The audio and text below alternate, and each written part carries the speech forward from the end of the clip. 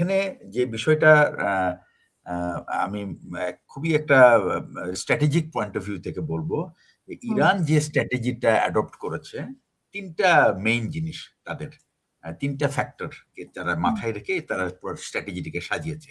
একটা হচ্ছে যে থিওরি অফ ডেটারেন্স। এই থিওরি অফ হুম ডেটারেন্সটা হলো এটা এক ধরনের কৌশল যেগুলি সাধারণত বলা হয় যে যারা নিউক্লিয়ার পাওয়ার হোল্ডার তারাই একমাত্র এই থিওরি অফ ডেটারেন্সটা ইউজ করে একজন হুম আরেকজনের বিরুদ্ধে ভয় দেখানো আর কি, যেটা বাংলায় বলে আমার কাছে কিন্তু পারমাণবিক বোমা আছে, বেশি কিছু করার চেষ্টা করো না তাহলে কিন্তু আমি ফুটাই দিব। হুম ঠিক অপরপক্ষে আরেকজনও তাই বলে।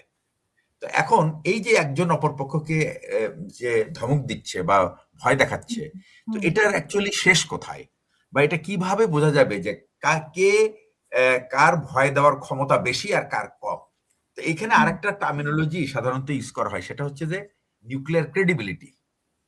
অর্থাৎ নিউক্লিয়ার পাওয়ার ব্যবহার করার পরে আমার বিরুদ্ধে যদি ব্যবহার করা হয়, করার পরে যদি আমি একটা নেশন হিসেবে যদি টিকে থাকি এবং আমার সেকেন্ড স্ট্রাইক করার ক্যাপাবিলিটি থাকে, এই জন্য বলা হয় যে নিউক্লিয়ার পাওয়ার শুধু থাকলেই হবে না, আপনার সেকেন্ড স্ট্রাইক করার ক্যাপাবিলিটি থাকতে হবে। অর্থাৎ আপনি প্রথম স্ট্রাইকটা আপনি খাবেন, খাওয়ার পরে যেন আপনি টিকে থেকে যেন আপনি সেকেন্ড স্ট্রাইকটা দিতে পারেন।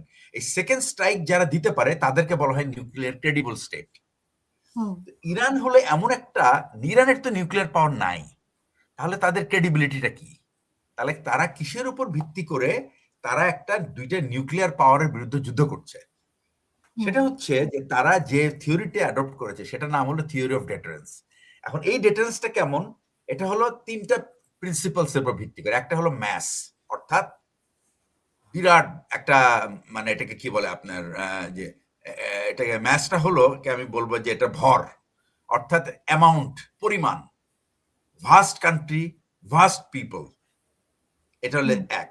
সেকেন্ড হচ্ছে vast weapon system and depends on own resources, কারো উপরে ডিপেন্ডেন্ট না, কারো সাপ্লাই লাইনের উপর ডিপেন্ডেন্ট না, নিজের ফ্যাক্টরি আছে, নিজের ফ্যাক্টরিতে নিজের ম্যাটেরিয়াল আছে এগুলি তৈরি করার, এবং এগুলি আমি বছরের পর বছর তৈরি করে আমি পাইল আপ করে ফেলছি।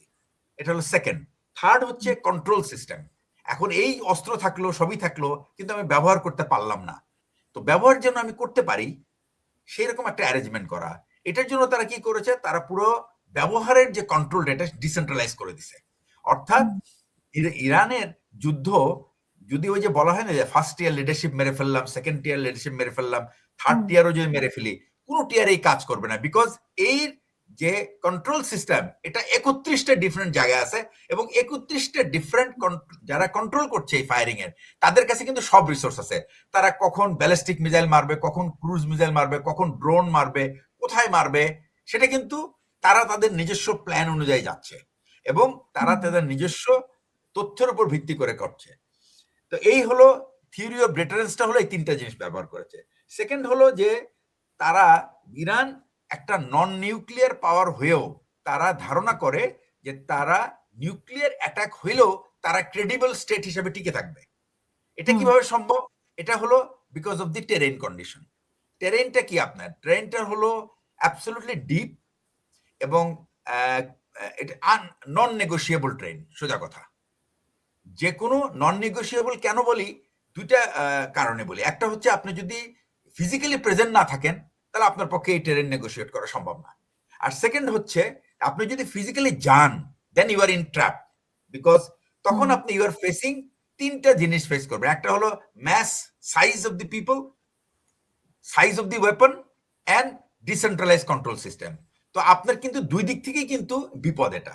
এখন তারপরও যদি মনে করেন যেটা ইউএস ভয় দেখাচ্ছে ইরানকে, যে আমরা তোমাকে স্টোন এজে পাঠিয়ে দিব, তো ভালো কথা, স্টোন এজে পাঠিয়ে দিলে কিন্তু সারা পৃথিবী কিন্তু 208 বিলিয়ন ব্যারেল কিন্তু রিসোর্স হারাবে। তারা হুম হলো ওয়ার্ল্ডের second largest oil producing country. First হলো হচ্ছে আপনার, সরি, থার্ড লার্জেস্ট। ফার্স্ট হচ্ছে আপনার ভেনেজুয়েলা, সেকেন্ড হলো সৌদি আরবিয়া, থার্ড হলো ইরান। তো সৌদি আরব আর ইরানের মধ্যে ডিফারেন্স হলো আবার 30 বিলিয়ন ব্যারেলের ব্যাপার। কিন্তু কোয়ালিটি দিক থেকে ইরানের তেল হলো world best quality crude, because এটাকে বলা হয় লাইট ক্রুড, এবং এটা আপনার রিফাইন করতে খরচ কম পড়ে, এবং প্রোডাক্ট আপনার এটাকে কি বলে আপনার বাই প্রোডাক্ট হলো প্রচুর। আচ্ছা, এখন কথা হচ্ছে যে এই এই যে তাদের যে নেক্সট হলো গ্যাস, সারা ওয়ার্ল্ডের সেকেন্ড লার্জেস্ট গ্যাস রিজার্ভ তাদের কাছে আছে, something like 38 trillion CFT, huge একটা গ্যাস রিজার্ভ। তো এত সম্পদ নিয়ে একটা দেশ কিন্তু আপনি 47 বছর ধরে তাকে আপনি আটকে রাখছেন, আর সে তো আটকে থাকে নাই, সে জানে কিভাবে তাকে এটার মধ্যে সার্ভাইভ করতে হবে। প্লাস আপনি যদি সারা দুনিয়া আপনি তার বিরুদ্ধে লেগে আছে, কিন্তু সে কিন্তু দমে যায় নাই কোথাও, এবং সে তার তার ডিফেন্সিভ সিস্টেমটাকে অনেকগুলি নোডাল পয়েন্টের উপর ঠিক করেছে। অর্থাৎ সে যেখানে আছে সেখান থেকে তার পটেনশিয়াল, তার শত্রু কিন্তু আমেরিকা না, সে কিন্তু আমেরিকানকে শত্রু বলে না, তার শত্রু হলো ইসরায়েল। কেন সেটাও বলে, সেটা হলো প্যালেস্টাইনের অধিকার সে ছিনিয়ে নিয়েছে, এটাই হলো তার দাবি একটাই, যে ভাই তুমি প্যালেস্টাইনদেরকে দায়িত্ব তাদের দাবি বুঝিয়ে দাও, I have got no enmity with you. কিন্তু ইসরায়েল কিন্তু তা মনে করে না। Israel has a different ambition. ইরানের কিন্তু সেই অ্যাম্বিশন নাই। সবাই অনেকেই আমি কথাবার্তা বলে যে তার ইরান ওয়ার্ল্ড পাওয়ার হবে, ইরান কোনোদিন ওয়ার্ল্ড পাওয়ার। আজকে আমি সকালবেলা একজন খুব আর কি বলে কনজারভেটিভ অ্যানালিস্ট, তার নাম হলো কর্নেল ম্যাকগ্রেগর, ইনি ছিলেন ইউএস ডিফেন্স মিনিস্টার, অর্থাৎ এটা হচ্ছে আপনার জর্জ ডব্লিউ বুশ টুর যে ফার্স্ট টার্ম, তার যে ডিফেন্স সেক্রেটারি ছিল, তার অ্যাডভাইজার ছিল। এবং এই লোকটা কিন্তু হি ওয়াজ নট ভেরি ওয়েলকাম মিলিটারিতে। সে খুবই আমি বলবো যে সে একটা ম্যাসিভ রিফর্ম করতে চেয়েছিল, এই রিফর্মের বিরুদ্ধে ছিল সব মিলিটারি, এবং যার কারণে সে কর্নেল থেকে আর উপরের দিকে যেতে পারে নাই, এবং তাকে আর কোনো কমান্ড দেওয়া হয়নি, আর্মার অফিসার।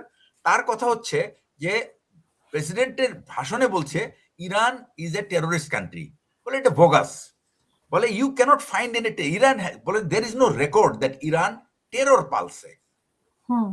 তার কথা হচ্ছে যে টেরর পালার কাজ করছে পাকিস্তান, নট ইরান, এটা হলো তার ভাষ্য। তাহলে ইরানকে কেন এটা বলা হচ্ছে? Because Israel has said so. এই যে এই ইরানের উপরে এই আক্রমণের কিন্তু পরিকল্পনা হয়েছিল 1999 সালে। প্রেসিডেন্ট শ্যারন প্রথম চেষ্টা করেছিল যে ইরানের, তাকে বুশকে কনভিন্স করার জন্য। বুশ হচ্ছে আপনার 2000 সালে যখন বুশ জিতে আসলো, 20 জানুয়ারির পরে প্রথম কনফারেন্স যখন হচ্ছিল ইনসাইড দি ওয়ার রুম, তার মধ্যে কিন্তু আপনার এই যে 9/11 হয়ে গেল, তাই না? তো 9/11 এর পরপরই কিন্তু আপনার বুশ টার্ম নেওয়ার পরে কিন্তু 9/11 ঘটলো। ঘটার সাথে সাথে কিন্তু যে তার আগে যে কনফারেন্সটা হচ্ছিল সেখানে কিন্তু অ্যাটাকের কনফারেন্স হচ্ছিল, ইরান ইরাককে কিভাবে অ্যাটাক করা যায়। কারণ তখন বলা হয় যে তাহলে ইরান ইরাককে কেন অ্যাটাক করবে? কারণ জর্জ বুশ যে ইরাক ওয়ান করেছে, মানে ফার্স্ট ইরাক ওয়ারে, উদ্দেশ্য ছিল যে জর্জ বুশ সিনিয়র এক টার্ম প্রেসিডেন্ট থাকবে, পরের টার্মে ইরাকে গিয়ে ইরাকের অয়েল ফিল্ডগুলি তাদের ক্যাপচার করবে। কিন্তু জর্জ ডব্লিউ বুশ এক টার্ম প্রেসিডেন্ট থাকার পরে সেকেন্ড ইলেকশনে কিন্তু হেরে যায় বিল ক্লিন্টনের কাছে, যার ফলে এই নিওকনদের 8 বছর তারা আর এই তাদের যে সেই স্বপ্ন, ইরাকের সব তেল ক্ষেত্র দখল করার স্বপ্ন, ওই কুয়েত যুদ্ধের পরেই সেটা তাদের সফল হয় না। এই জন্য বুশ যেন তেন ভাবে ক্ষমতায় আসতে হয়েছে। আপনাদের যদি খেয়াল থাকে, বুশ কিন্তু ভোটে আসে নাই ক্ষমতা, ভোটে সে ফ্লোরিডাতে হাইকোর্টে বারবার এই তার রেজাল্টটাকে চ্যালেঞ্জ করছে, এবং একটা পর্যায়ে 3 বার বা 4 বার পরে বলছে নো মোর চ্যালেঞ্জ। তো এইটা, সো দ্যাট মিনস সে আসছে ইলেকশনে, আসছে কিন্তু কোর্ট অর্ডারে, এবং আপনার কি বলে যে আল গোর সে পুরা ইলেকশনের রেজাল্টটা মেনে নিয়েছে। এবং এই জন্যই জর্জ বুশ আসার সাথে সাথেই তার টার্গেটই ছিল ইরাকে কিভাবে যাওয়া যায়, এবং 9/11 হওয়ার আগেই কিন্তু সেই প্ল্যানিং চলতেছে, এবং ওই সময় শ্যারন ছিল ওখানে প্রেজেন্ট। তো জনাথন কুক নামে একজন আপনার যিনি একজন সাংবাদিক, ইনি একজন ব্রিটিশ সাংবাদিক, সে দীর্ঘদিন আপনার মিডল ইস্টে কাটিয়েছে। তার বেশ কয়েকটা বই আছে, তার মধ্যে একটা বইয়ের নাম হলো ডিসঅ্যাপিয়ারিং প্যালেস্টাইন, অর্থাৎ প্যালেস্টাইনকে কিভাবে ইসরায়েল গিলে খাচ্ছে সেটার ব্যাপারে একটা বই লেখা আছে তার। আর 2008 সালে যে বইটা লিখেছে ওটার নাম হলো clash of civilisation, restructuring of Middle East. এই রিস্ট্রাকচারিং অফ মিডল ইস্টের মধ্যে এই শ্যারন তার প্রস্তাব দিয়েছে একটা গ্রেটার ইসরায়েল তৈরি করার জন্য। এই সেই প্ল্যান নিয়ে সে হোয়াইট হাউসে গেছে, যাওয়ার পরে হোয়াইট হাউসকে কনভিন্স করার চেষ্টা করেছে যে ইরাকে তোমরা তো যুদ্ধে যাবা, কিন্তু শুধু ইরাক ধরলে হবে না, কিন্তু ইরানকেও কিন্তু সাথে নিতে হবে। দুটাকে হুম। একসাথে না অ্যাটাক করলে Iran will eventually get stronger. Hmm. কিন্তু আমেরিকা বলছে না, আমরা আমরা ইরানকে অ্যাটাক করার, বিকজ ইরানের কোনো ইনভলভমেন্ট আমরা পাচ্ছি না, তো ইরাকে অ্যাটাক করার জন্য তো আমাদের একটা প্লি লাগবে। তো ওই প্লিটা ওটা ঠিক করার পরে তারা প্রথম অ্যাটাক করেছে আফগানিস্তানে 9/11 এর পরে, সারা ওয়ার্ল্ডে দেখার জন্য যে মুসলিমদের রিয়াকশন কেমন হয়। যখন মুসলিমদের যখন রিয়াকশন করলো না ঠিক মতো, তখন তারা ঠিক করলো তাহলে আমরা ইরাকেও যেতে পারি। 2003 সালে তখন তারা ইরাকে অ্যাটাক করলো। কিন্তু ইরাকে ওই যে ইসরায়েলের প্ল্যান ছিল দুইটাকে একসাথে করা, কিন্তু আমেরিকানরা এটা করতে রাজি হয় নাই, কারণ ইরাকের কেসটাই তাদের কাছে খুব উইক ছিল। যদিও তারা সারা পৃথিবীকে বলে বেড়াচ্ছে যে ইরাকের কাছে কিন্তু WMD আছে, সুতরাং তাদেরকে আমার অ্যাটাক করতে হবে।